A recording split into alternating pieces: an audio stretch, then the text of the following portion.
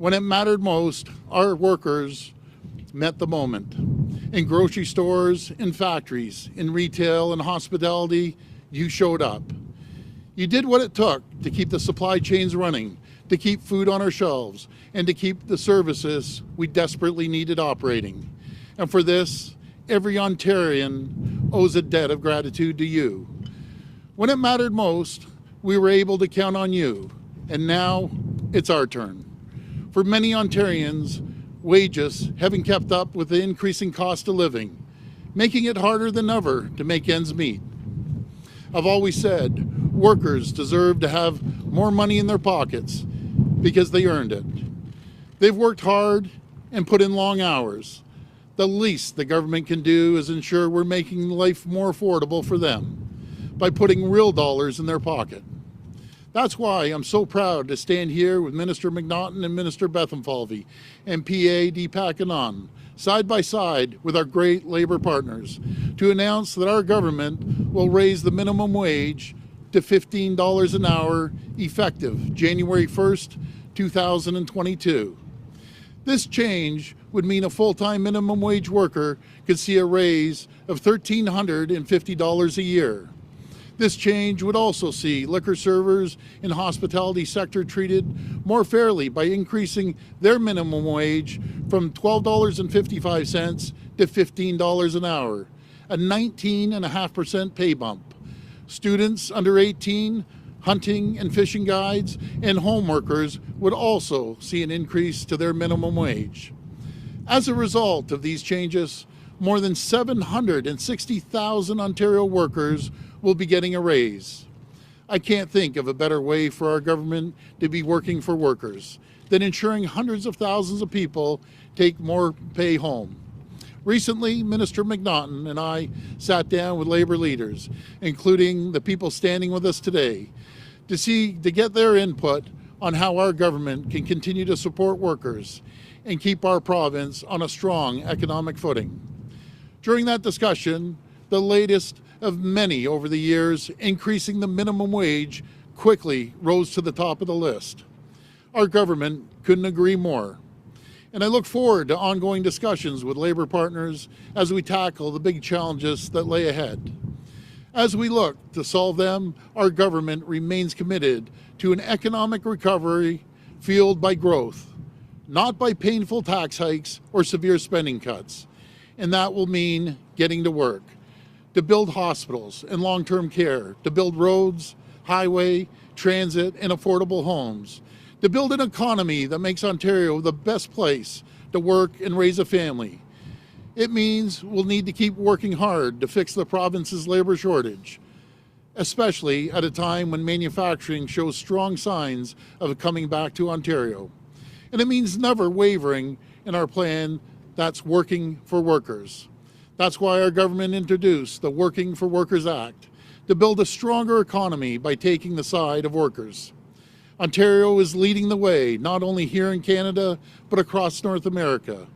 We're cracking down on recruiters and temporary help agencies who don't follow the rules. We're making sure that delivery workers are treated with the respect they deserve by giving them access to bathrooms along their route. We're breaking down barriers newcomers face by removing unfair requirements for Canadian work experience so that they can find good work in Ontario. And today, we're announcing a well-deserved raise for hardworking Ontarians. And we're doing all of this because this government will always remain on the side of the workers. Thank you, and God bless the people of Ontario. Now I'll pass it over to Minister McNaughton.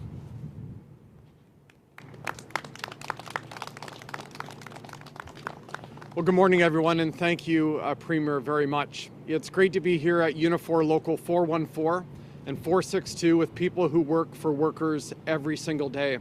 Like the Premier, my colleagues, Minister Bethlenfalvy, and my Parliamentary Assistant Deepak Anand, and my good friends Jerry Diaz and Smokey Thomas. I want to thank Jerry and his team and all the Unifor workers that are here today and thank them for hosting us. Today's announcement is good news for workers, their families, and everyone in all of our communities. And it truly is an important step in rebalancing the scales and putting workers in the driver's seat. Our mission is to build back a better Ontario. As we look to the future, we're not going back to where we were before. We're lifting people up. Our government is working for workers. Throughout the pandemic, frontline workers in grocery stores and in shops braved it all to get us the supplies we needed. It's because of them that shelves were stocked and families had food on their tables. I want to thank these workers for their dedication and for their perseverance. We know it has not been easy. Many of these frontline workers make minimum wage, and they've been at their workplaces while many people have been working from home. And that's why we're here today. We don't take their service lightly.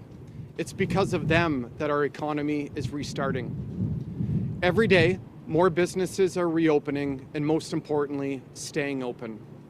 Many people who have lost jobs have now regained them. This is especially true in retail, accommodation, and food services, where more than half of Ontario's minimum wage earners work. They fell behind through no fault of their own, and they can't wait another year for an increase. They have bills to pay and kids to feed. These workers deserve their fair share of the economic pie. Increasing the minimum wage will make a big difference to those who need our help the most. These workers will receive more back in their pockets to help them make ends meet. And when workers are stronger, they build strong families and even stronger communities, and that's good news for all of us. This increase will help about 750,000 workers across our province, and supporting them will help protect the progress that we've made. Together, Ontario has come a long way. We can't lose the ground we've worked so hard to gain. Workers across Ontario are all different, and the type of work they do is different.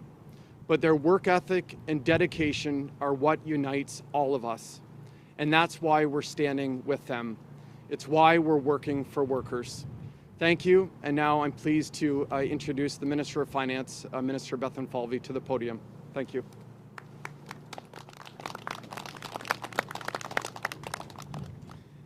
Well, good morning, and thank you, Minister McNaughton. It's great to be here with the Premier and Minister McNaughton today, along with advocates for workers, Jerry Dias, National President of Unifor, Noreen Rizvi, Unifor's Ontario Regional Director, and Warren Smokey Thomas, the President of OPSEU. I'm also just want to say Parm Gill couldn't be here today, the MPP for Milton, because he has a family issue. We wish him and his family well. I'm so glad to be announcing our government's plan to increase the minimum wage, as well as the end of the separate minimum wage for servers and bartenders. Over the past 18 months, the focus of every major fiscal update from our government has been protecting people and protecting jobs. My role as Minister of Finance is to make sure we continue doing just that. An incredible debt of gratitude is owed to the workers of Ontario. These dedicated men and women have kept store shelves stocked and supply chains going throughout COVID-19. Ontario workers should be in a race to the top, not a race to the bottom. But for many people, take-home pay has not kept up with the cost of living. They had Ontario's back, and today's announcement demonstrates that we have theirs. To support workers, the government is proposing to raise the general minimum wage, including for liquor servers, to $15 per hour effective January 1, 2022. The special minimum wage for liquor servers was based on the rationale that they received tips from customers. But throughout the pandemic, the hospitality industry was hit hard, and those tips dried up. With this change, the special liquor servers rate will be eliminated, and full-time liquor servers will receive $5,100, that's $5,100 more in 2022. We anticipate this change will boost annual wages in the food and beverage sector by an estimated $80 million. Full-time general minimum wage workers will see about $1,350 more in 2022. Student minimum wage will also see a proportional increase of 4.5%, meaning that earnings will rise by about $780 in 2022. Since the beginning of the pandemic, our government has been steadfast in our commitment to make every necessary resource available. Depuis le début de la pandémie, Notre gouvernement restait inébranlable dans son engagement à débloquer toutes les ressources nécessaires to protect people, to protect jobs, and to protect our progress in the fight against COVID-19 pandemic. Pour protéger la population, protéger les emplois et protéger nos progrès dans la lutte contre la pandémie de COVID-19. Raising the minimum wage is just part of the government's plan to make Ontario the top place to live, work, and raise a family.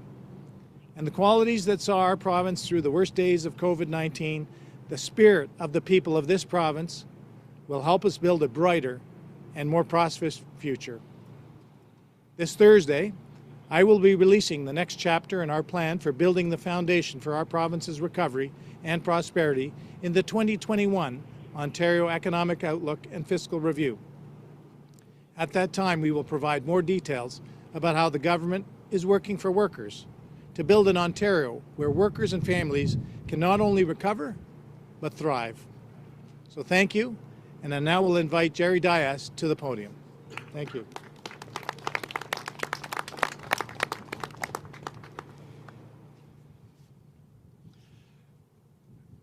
Today is, first of all, my name is Jerry Dias, the National President of Unifor. Today is an incredibly important day, not only for the 760,000 workers in Ontario that will see their minimum wage increased, but for the tens of thousands of unionized workers in the grocery store industry who will see their wages increased as well as a result of clauses in the collective agreement that talk about minimum wage plus. So this will increase our members' salaries significantly as well. So I'd like to start off first of all by thanking my friend Smokey Thomas, the various other labor leaders that are here today, the Premier, Peter and Monty, for us all coming together as we try to move forward initiatives that will help working class people. We have spent a lot of time talking to this government and we've been frustrated at times, but when we're at an opportunity where we can talk about what makes the most important. It's important that the labor movement and the government pulls together in order to celebrate these types of victories. Now, we spent a lot of time talking to the government over frustration with Bill 124, Bill 47, and these are ongoing discussions we're still going to have with them as a labor movement. But we're also talking to them about minimum wage, and we're talking to them about a living wage. And the government is understanding that a living wage in Ontario will move from $16.20 in London to $22 an hour, of course, in Toronto. So that's why we are saying and recognizing that today is a good start, because there's still so much work to do. But any time that we can increase the minimum wage to $15 an hour, which we know the majority of minimum wage workers in this province are women, it's a day in which to recognize that things are moving in the right direction. So with that, I would like to turn it over to my friend Smokey Thomas, the president of OPSEU. Smokey.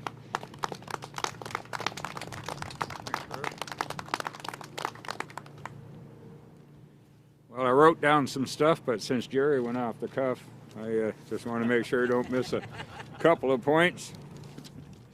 But I would like to start by thanking Jerry for asking me to be here today to say a few words.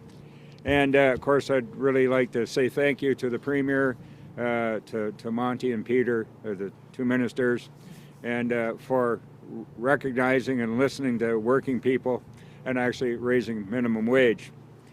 I'd also like to say that when this government first got elected, we had our bumps. I said some not so nice things about the Premier on many occasions. But I got to know the Premier at the start of the pandemic. And he gave me a phone call and he said, Smokey, can we put partisanship aside and shake hands and agree to work together during the pandemic to help the people of Ontario, and then keep on working if we can to further help the people of Ontario? And I said, sir, I'm reaching through the phone to shake your hand. And I've not looked back. And do working people have everything we want? No. But, for the first time in dealing with three governments, we actually have a government that is listening and actually doing some very positive things for working people. I truly believe that it'll be up to the people of Ontario to decide on that, come the next election. But the good things that, Minister McNaughton, Minister Bethlen Falvey, and Premier Ford are doing for working people are not lost on me.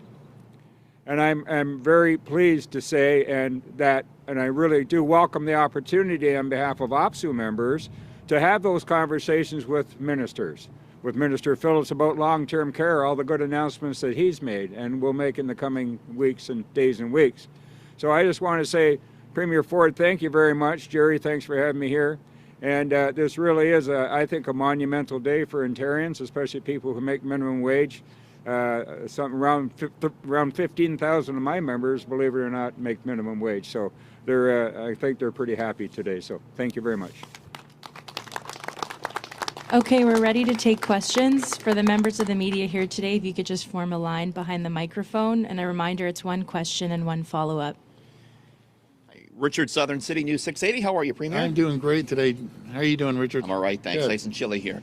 Yeah. Premier, a number of studies recently, including one by the Ontario Living Wage Network, has found that there is nowhere in Ontario where you can live on $15 an hour. The bare minimum needed just to put food on the table in the GTA is pegged at just over $22. Premier, do you think you could live on $15 an hour, sir? Yeah, no, I'm not disagreeing with you at all, Richard, but this is a great start for 760,000 people to get an increase, and liquor servers getting a 19.5% increase. I think this is a great start. We always strive to grow that, but again, this is a great start. I want to thank the labor leaders and Smokey and Jerry for sitting down at the table, and other labor leaders to see how we can move forward.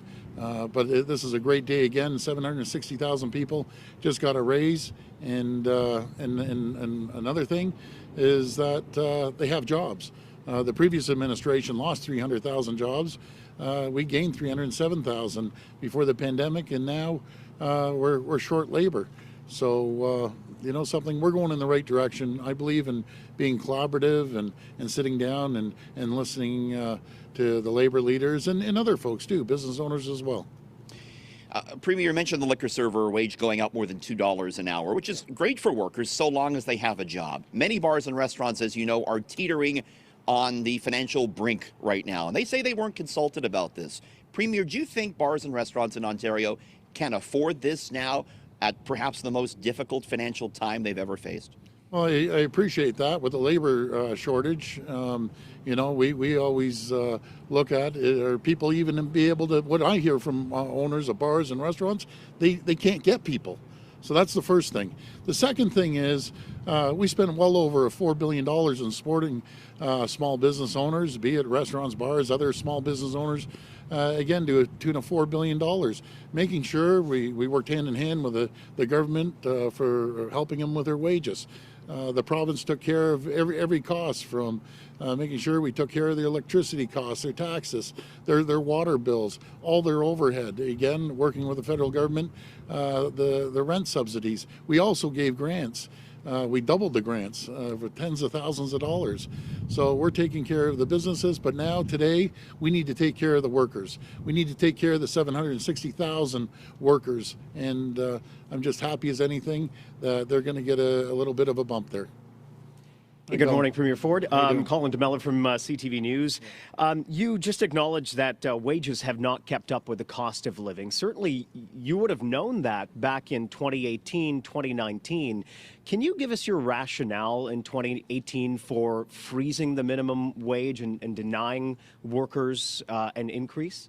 Well, Colin, that's like comparing apples and oranges. We didn't have the pandemic, a worldwide pandemic. Everyone's been facing a challenge over the last 20 months. Things were a lot different back in 2018. You see the escalation because of the carbon tax. Gas is going up 10 cents a liter. Everything's going up. And we need to take care of the 760,000 people that were on minimum wage. Now we gave them a little bump. That's going to help them. But there's always a lot of work to do moving forward. Okay, so let's talk about gas prices then. You promised during the last election to reduce it by 10 cents. You did by, I believe it was about 4.3 cents a liter. There's still about 5 cents left to cut the provincial portion of the gas tax. When are we going to see the Ford government actually cut the 5 cents per liter off the tax to make gas prices cheaper? What I can tell you, Colin, we're going to keep our promise at 10 cents. I just wish the federal government would fall in line as well. We're reducing costs and they keep jacking the cost up. So again, I just hope they would be able to reduce the gas prices when people are struggling more than ever. That's what we need. We need a good partnership, and we've worked very well with the federal government, very well throughout this pandemic. But we can't keep increasing the costs and just putting the burdens on the backs of people when they're driving. These gas prices are out of control. I'm asking the federal government, stand shoulder to shoulder with us. Reduce the gas tax that you're getting. We will do our fair share. We've already done 4.3 cents. We'll commit to up towards the 10 cents, inclusive of the 4.3 cents. But cut the gas prices. Give the folks a break, because that's what drives the cost up on everything. I've said this for years. And so if the feds are listening, stand shoulder to shoulder with us. You've done it throughout the pandemic. And by the way, you did a great job. You spent billions of dollars supporting people across the country, supporting the provinces. Now it's time to put money back into people's pockets. And there's no better way than reducing gas costs. Hi, Premier. It's Lorenda Redicop with Hi, CBC Lorenda. News. How are you? Fine, thanks.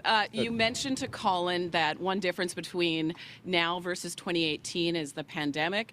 Another difference is that the election is coming up in a few months, and we've heard from your critics them saying that they believe that that's what this is about, is trying to gain votes, and that your strategy has changed completely because of the election coming.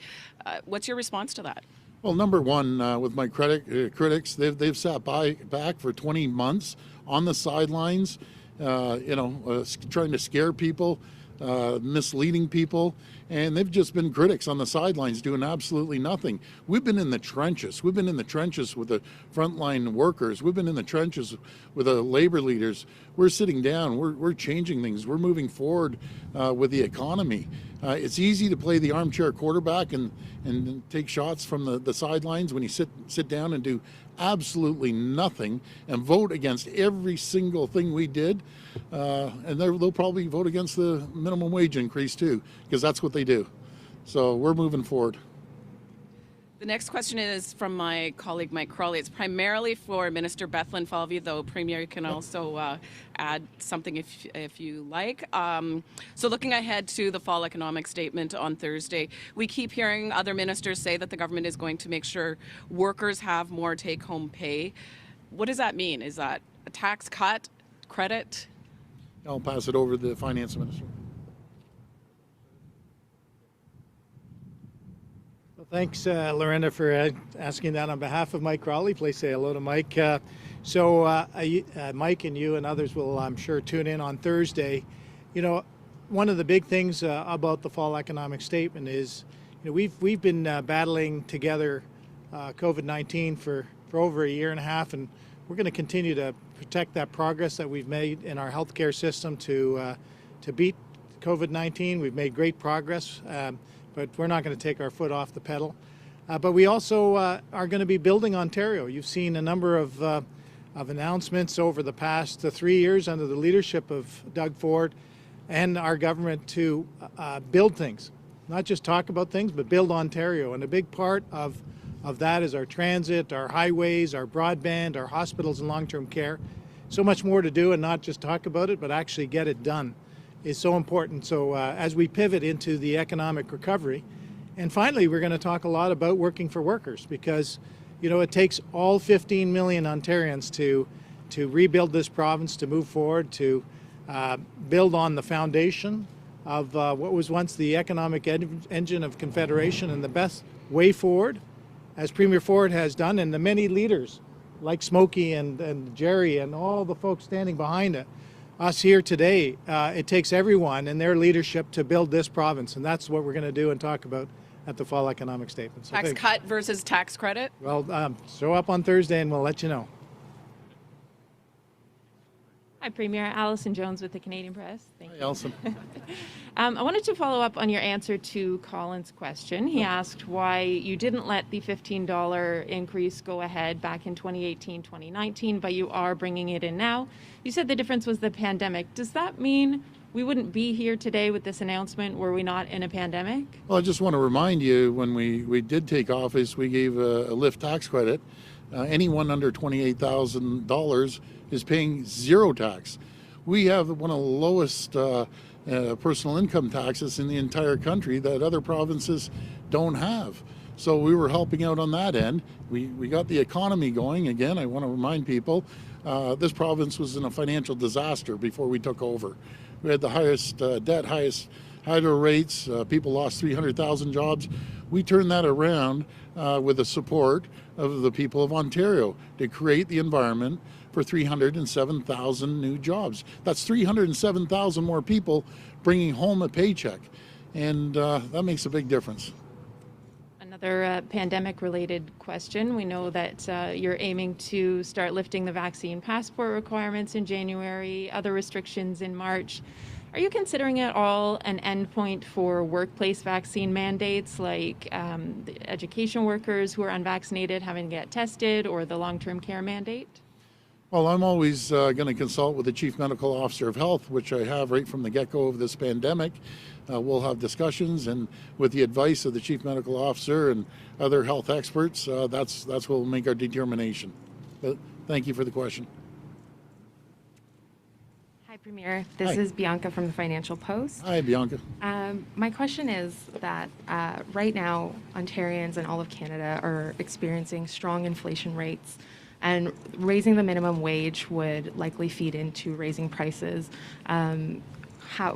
Will this not raise prices for Canadians who are already experiencing high grocery costs, high gas costs, etc.? Well, what raises costs, which I've said from the beginning, when you jack up the cost of gasoline and you're paying 10, 15, 20 cents more delivering goods, that's what costs. And we want to reduce the cost of gasoline and in other areas. But what we believe in is making sure that we get the economy booming, and we don't believe in big, huge tax hikes. We truly believe, talking to the people in there listening today, you can spend your money a lot wiser than the government, all three levels of government. We put money back into your pockets. You're going to stir the economy. You're going to go out, maybe have a bite to eat, buy a refrigerator, do a renovation. But you're a lot smarter when it comes to spending money than all three levels of government, in my opinion. And that goes for business as well. Put money back into businesses' pockets. They're going to reinvest it into people, into equipment, into technology. And that's where we're going to be leading North America in job creation, economic development, because of the people here in Ontario, because of the great labor leaders standing with us today. It's a joint effort, as Peter mentioned. We can't do this alone. The government can never do it alone. We need the help of the people and the labor leaders and businesses, everyone working together, and that's exactly what we're doing. I have a follow-up question Yes. for Mr. Dias. Yeah. So I was wondering, what do you think the minimum wage should be? Is this enough? Well, first of all, I think we have to have a living wage. In order to get to a $22 living wage in Toronto, you're going to have to go through 15. A living wage in London, Ontario is about $16.20. So do I think $15 is wonderful? The answer is no. But do I think it's a good start? The answer is yes, as we continue to push and fight for a living wage. Now look, today's announcement, and I said right from the beginning, is a good start. But there's a lot of other work that there still has to be done. Am I concerned about Bill 124 that restricts public sector wages to 1%? The answer is yes. Am I concerned about my orange helicopters having their wages capped at 1%? The answer is yes.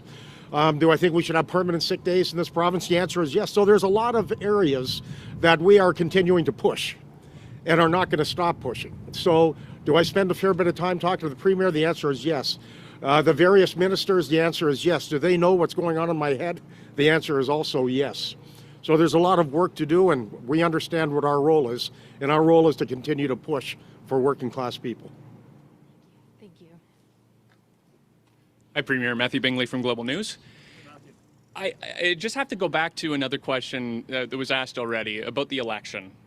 Your critics today are going to say that this is nothing more than trying to influence that vote. How can you convince people that this is not that cynical approach? Well, again, talk about cynics. They're the ones sitting on the sidelines doing absolutely nothing while we've been working our backs off, all the people of Ontario, for the last 20 months. You know, right from the get-go, when our family got into politics, we're for the working people, plain and simple, bottom line. People know it. You know, I'm out there meeting the hardworking folks day in and day out. I will always be for the workers, always.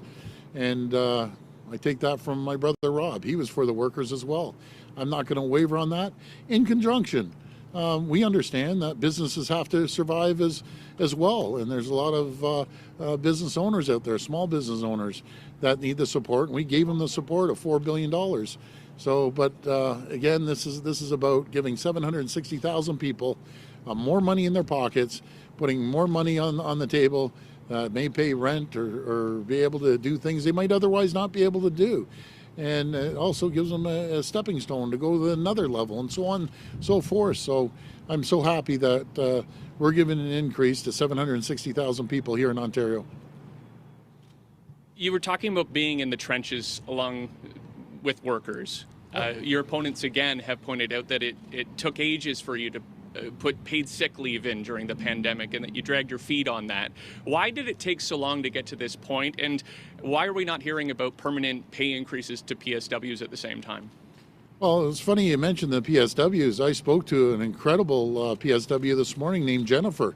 Had a great conversation, put me on speaker with other PSWs, and I guaranteed her that she's going to continue getting the $3 and we will make it permanent. So the most important thing is giving them certainty that they're going to continue on with a $3 an hour increase. I thanked them because, in my opinion, PSWs, frontline healthcare workers, and so many other people, they're the heroes. And I told her that she's underpaid, overworked. So we're trying to make that permanent, which we will, as quickly as possible. So all the PSWs, I think the world of you. I couldn't do your job, I'll tell you that. This will be our last reporter. Hi, Premier. Hi. Laura Stone, Globe and Mail. Hi, Laura. I think some people watching this press conference might think we've walked into a bit of a bizarro world of you standing here with very high-profile union leaders after some previous comments you've made about unions and such. So are you a big union supporter, guide? Is this a change for Premier Ford, and is that going to be a message in the election? I'm a big frontline worker supporter, as they are. There's one thing we all have in common, and Jerry, he wants more people employed. Smokey, he wants more people employed. But again, I go back to our family roots, and I'm not going to mention the federal politician. I have a great relationship. The person said, Doug, you aren't about PC policies, liberal policies, or NDP. You know, you have Ford politics. And I said, what's Ford politics? Taking care of everyone. And that's the way our family's done it for years. We're going to continue taking care of the frontline workers, and our record speaks for itself all the way back to when Rob got elected for mayor. But I appreciate the question. Okay, thank you. And just as a follow-up, I'd like to ask Jerry, we were speaking on Friday, and I'm upset you didn't give me any hints about this. But anyway, you've talked about being ABC, anyone but conservative. You've run ads against the conservatives in the past. So is this a change for Unifor? Do you plan to be campaigning against the progressive conservatives in the next election, or are you willing to work with this party and potentially not be aligned with the NDP or Liberals as in the past? Look, today's announcement is about 760,000 Ontarians. It's about our members that'll get a pay increase today, as well as members that work for the UFCW and other unions in this province. Look, has this government done things that have raised my ire? The answer is yes. Do we still continue to debate over some policy initiatives they've implemented that I totally disagree with? The answer is yes.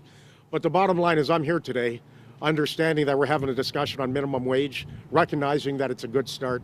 And so I want to restrict today's comments to what we're doing by raising the tides for a lot of workers that desperately need it. Thanks, everyone.